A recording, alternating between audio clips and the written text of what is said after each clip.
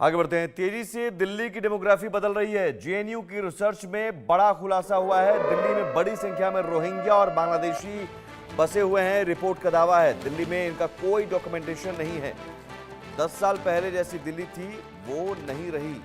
यह अपने आप में चौंकाने वाला खुलासा, और ये खुलासा दिल्ली की डेमोग्राफी पिछले 10 सालों में कितनी बदली और कितनी तेजी से बदली ये बता रही है।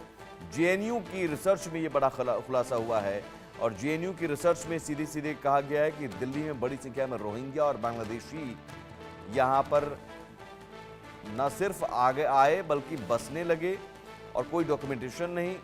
यानी डेमोग्राफी तेजी से बदल रही है। जेएनयू की रिसर्च में ये बड़ा खुलासा, 10 साल पहले जैसी दिल्ली थी वो अब नहीं रही।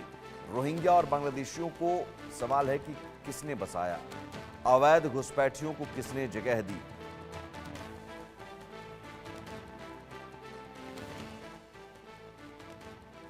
यूनिवर्सिटी के विषय में हम सब जानते हैं, वहां बहुत शोध और बहुत सारे रिसर्च के कार्य होते हैं। पिछले हफ्ते एक रिपोर्ट आई है। अनेकों महीनों से एक शोध कार्य चल रहा था, रिसर्च चल रहा था, और उस रिसर्च का रिपोर्ट पिछले हफ्ते जेएनयू में जारी हुई है।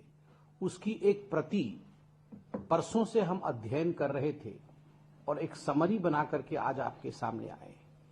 क्या था यह शोध कार्य, यह रिसर्च क्या था? Jawaharlal Nehru university presents report on illegal immigrants to Delhi analysing socio economic and political consequences.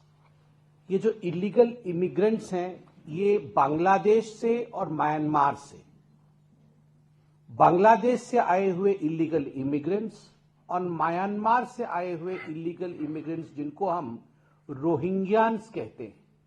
तो ये बांग्लादेशी घुसपैठिए और रोहिंग्यान घुसपैठियों का दिल्ली से क्या सरोकार है, दिल्ली के राजनीतिक पटल पर उसका क्या असर है, सोशियो पॉलिटिकल पटल पर क्या असर है, इन सब विषयों को लेकर यह 114 पेज का रिपोर्ट है।